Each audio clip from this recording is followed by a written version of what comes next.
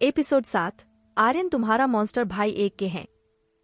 T hospital के बाहर कई सारी ब्लैक कलर की BMW कार का काफिला आकर रुका। सभी कार से बॉडीगार्ड्स निकलकर बीच वाली कार के पास खड़े हो गए। तभी अहम ने जल्दी से आकर बीच वाली कार के बैक सीट का डोर खोला तो उसमें से एक ब्लैक कलर का बिजनेस सूट पहने हैंडसम सा लड़का बाहर निकला। ये लड़का कोई और नहीं बल्कि अश्वत्थ था। कार से निकलते ही अश्वत्थ सीधा हॉस्पिटल के अंदर चली गया। उसके पीछे पीछे अहम, अगस्त और अंश भी अंदर चले गए। उन चारों के ही चेहरे पर इस वक्त कोई भाव नहीं था। वही आसपास मौजूद लोग इन चारों को अपनी आंखें फाड़े देख रहे थे, क्योंकि ये चारों ही गजब के हैंडसम लग रहे थे। लड़कियों की तो नजरें ही नहीं हट रही थी उन चारों से। वही सबको इग्नोर करके वो चारों एक वार्ड के अंदर चले गए, जहां अन्या बेड पर लेटी थी और आर्यन उसके पास ही स्टूल पर बैठा था। अश्वत्थ ने देखा अन्या के हाथ में ड्रिप लगी हुई थी। ये देखते ही उसकी आंखें छोटी हो गई। उसने आगे बढ़कर अन्या का हाथ पकड़ लिया। वही अन्या को जब एहसास हुआ कि किसी ने उसका हाथ पकड़ है तो उसने घूर के उस इंसान को देखा। मगर अश्वत्थ को अपने पास देख वो चिल्लाने लगी, मॉन्स्टर मॉन्स्टर बचाओ, ये फिर से मेरा खून पीने आया है, इस बार तो मैं मर हो जाऊंगी। अन्या ऐसे चिल्ला रही थी जैसे अश्वत्थ सच में उसे मरना चाहता है। ये देखकर अहम, अगस्त और अंश शॉक हो गए।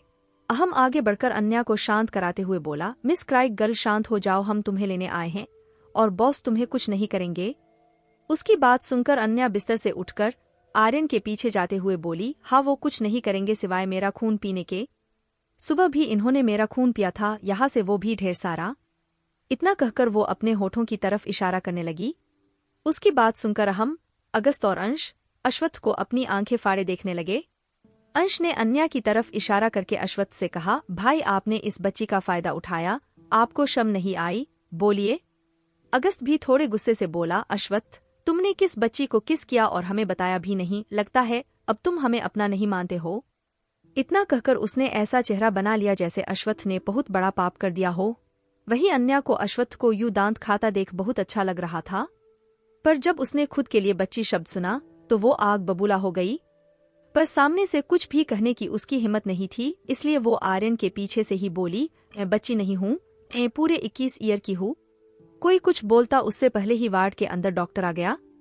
उस डॉक्टर के माथे पर पट्टी बांधी हुई थी। उसने अन्या को डरते हुए देखकर सभी से कहा, क्या आप सब मिस अन्या के साथ है? प्लीज इन्हें यहाँ से ले जाइए, इन्हें कुछ भी नहीं हुआ है, बस ये जबरदस्ती यहाँ है। देखिए हमारा पूरा स्टाफ परेशान हो चुका है, अब हम और इन्हें नहीं झेल सकते। इतना कहकर जैसे ही डॉक्टर की नजर अश्वत्थ से मिली वो डर गए, क्योंकि अश्वत्थ उन्हें गुस्से से देख रहा था। अश्वत्थ को बिल्कुल पसंद नहीं था कि डॉक्टर उसकी अन्या का नाम ले। उसने डॉक्टर से रूड वॉइस में कहा, गेट आउट। उसके डरावने एक्सप्रेशन को देखकर डॉक्टर तुरंत भाग गया। डॉक्टर के जाते ही अश्वत्थ ने अन्या का हाथ पकड़कर खुद के करीब कर लिया और उसे गिरने लगा। उसने कसके अन्या की पतली कमर को पकड़कर कहा, हे लिटिल गर्ल, क्या तुम मेरी शिकायत कर रही हो? अन्या ने पहले अपना सर हाँ में हिलाया, फिर न में हिलाकर बोली, नहीं नहीं। इतना कहते कहते वो वहां से भागने लगी। वही अश्वत्थ का एक नया रूप देखकर अहम, अगस्त और अंश अपनी जगह पर किसी स्टेचू की तरह खड़े हो गए। पर आर्यन तो खुश था। वो खुशी से बोला, भाई आप भी रोमांटिक हो सकते हैं, यकीन नहीं हो रहा, अब तो लगता है कि कुछ ही वक्त में मैं चाचू बन जाऊंगा। इतना कहने के बाद वो अहम की पीठ पर चढ़ गया तो अहम उसे खुद से दूर करते हुए बोला, अरे पागल इंसान हटो मेरे ऊपर से, गधा कहीं का। अपने लिए गधा सुनकर आर्यन खुश होकर बोला, मैं जानता हूँ तुम्हारे अलावा कोई मेरी असलियत नहीं जान सकता। प्लीज तुम भाई को भी बताओ न कि मैं गधा हूँ, और गधा तो कोई काम नहीं करता, फिर भाई मुझे काम क्यों देते हैं? उसकी बकवास सुनकर अहम और अगस्त उससे थोड़ा दूर हो गए, क्योंकि उन्हें डर था कि आर्यन के साथ रहकर वो दोनों भी पागल हो जाएंगे।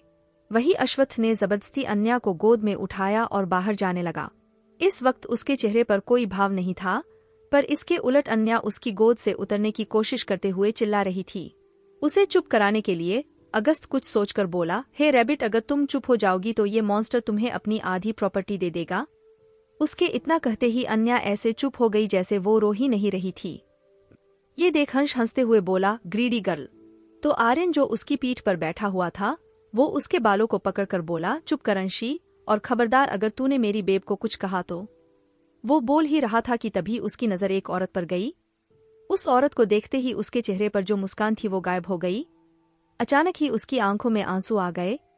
अंश को जैसे ही महसूस हुआ कि आर्यन रो रहा है तो उसने घबराते हुए पूछा, हे लिटिल बॉय, तुम रो रहे हो?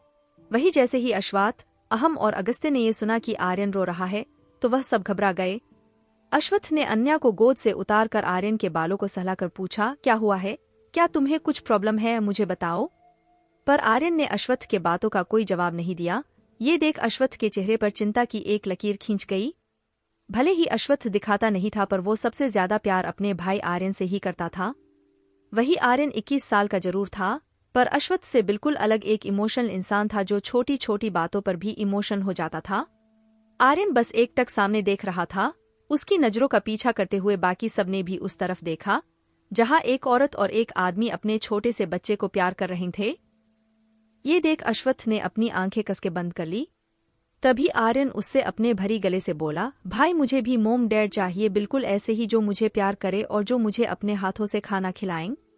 इतना कहकर वो अश्वत्थ को देखने लगा पर अश्वत्थ ने उसकी किसी भी बातों का जवाब नहीं दिया। उसने आर्यन के बालों में हाथ फेरा और फिर बाहर चला गया क्योंकि अश्वत्थ को पता था कि अगर वो थोड़ी देर और रुको तो आर्यन फिर से जिद करने लगेगा कि उसे मॉम डैड चाहिए। उसके जाते ही अगस्त आर्यन के बालों में हाथ फेर कर बोला, आर्यन ऐसा कभी नहीं हो सकता, वह सब तुम्हें प्यार कभी नहीं देंगे, उन्हें बस खुद की चिंता है, तुम्हारे लिए हम सब है ना, मेरे मॉम डैड भी तो तुम्हारे मॉम डैड है। उसकी बात सुनकर आर्यन कुछ नहीं बोला। वह हंस की पीठ से उतर गया और चुपचाप जाने लगा तो अन्या भी उसके पीछे पीछे चली गई। उसके जाते ही अंश थोड़ा गुस्से से बोला, हमारी पूरी फैमिली होने के बावजूद भी मेरे भाई को एक फैमिली के लिए तरसना पड़ रहा है। मैं उन सबको कभी माफ नहीं करूंगा। इतना कह के उसने कसके मुट्ठी बंद कर ली। आर्यन की एक बड़ी सी फैमिली है लेकिन कोई भी आर्यन को एक्सेप्ट नहीं करना चाहता था, इसलिए अश्वत्थ हमेशा आर्यन को अपने साथ रखता था और कुछ ऐसा भी हुआ था जिसके कारण अश्वत्थ अपनी फैमिली से दूर अपने भाइयों के साथ रहने लगा और ऐसा बहुत कम ही होता था कि वह सब अपनी फैमिली से मिलने जाए। आर्यन जैसे ही हॉस्पिटल से बाहर निकलने लगा, अन्या उसका हाथ पकड़कर बोली, आर्यन तुम उदास मत हो, मैं तो हूं ना तुम्हारे पास, हम साथ में मिलकर सबको परेशान करेंगे और मजे करेंगे।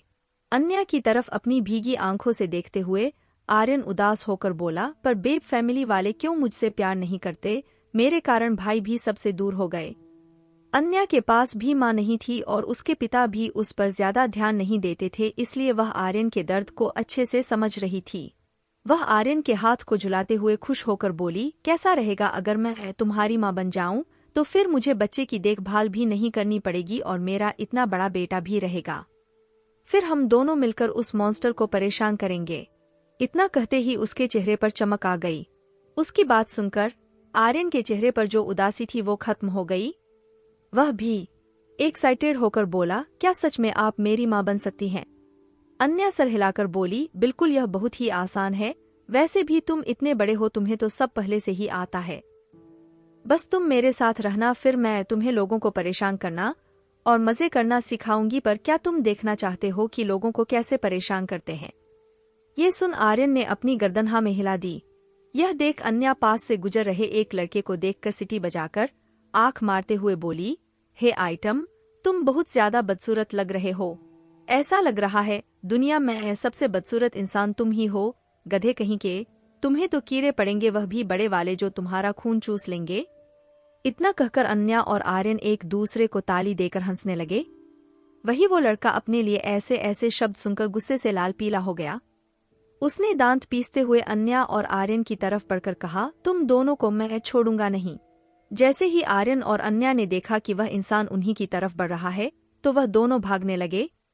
वह दोनों इतनी तेज भाग रहे थे कि उनके सामने एक प्रोफेशनल रेसर भी फेल हो जाए। भागते भागते दोनों अश्वत्थ के पास पहुंच गए जो अपनी कार के पास खड़ा होकर किसी से बातें कर रहा था। यह देख अन्या खुद से बोली, ये मॉन्स्टर किससे बातें कर रहा है, चलो सुनते हैं। अन्या के अंदर एक बहुत ही बुरी आदत थी कि जब भी कोई फोन पर बात करता था तो वह उसकी बातें कान लगाकर सुनने लगती थी। अन्या धीरे धीरे अश्वत्थ के पास गई, फिर उसके फोन के पास अपना कान लगाकर सुनने लगी। तभी उसे फोन के दूसरी तरफ से एक लड़के की आवाज सुनाई दी, हेलो अश्वत्थ बेबी, तुम कहाँ हो, मुझे तुम्हारी बहुत याद आ रही है, मेरा जी मचल रहा तुम्हें देखने को और प्यार करने को। ऐसी बातें सुनकर अन्या ने अश्वत्थ को देखा जो बिना किसी भाव के खड़ा था। वही जैसे ही अश्वत्थ को एहसास हुआ कि अन्या ने फोन पर हो रही बातों को सुन लिया है, तो उसने तुरंत अपना फोन काट दिया और उसे घूरने लगा। तभी आर्यन, जो कब से अन्या को घूर रहा था, उसने अन्या से पूछा, बेब मॉम, क्या सुना आपने? तो अन्या में अपने दोनों हाथों को अपने मुंह पर रखकर कहा, मॉन्स्टर को कोई बेबी कह रहा है, और उसने कहा कि मॉन्स्टर को देखने के लिए उसका जी मचल रहा है। छी छी छी, यह मॉन्स्टर कितना गंदा है। मैंने सीरियल में देखा है, जब भी कोई ऐसा कहता है तो इसका साफ मतलब है कि वह इंसान उसको प्यार करना चाहता है। आर्यन, तुम्हारा मॉन्स्टर भाई एक लड़के को पसंद करता है, वो गे है, अब हमें प्रॉपर्टी कैसे मिलेगी? उसकी बकवास सुनकर अश्वत्थ उसे घूरने लगा। तभी कई सारे लोगों की चिल्लाने की आवाज आई, क्या मतलब मिस्टर अश्वत्थ सिंह राठौर एक गे है? ये आवाज सुनकर अश्वत्थ ने गुस्से से अपनी आंखें बंद कर ली। कंटिन्यू। हे, कल मेरा पेपर है, BA 3rd ईयर का, तो पढ़ने के बाद मुझे जब भी वक्त मिला मैंने कल छोटा छोटा चैप्टर डाल दिया था, इसलिए बुरा मत माना, क्योंकि पढ़ना भी जरूरी है। आज भी मैं वक्त निकाल कर डल रही हूँ, क्योंकि कल सुबह ही पेपर है और परसों प्रैक्टिकल।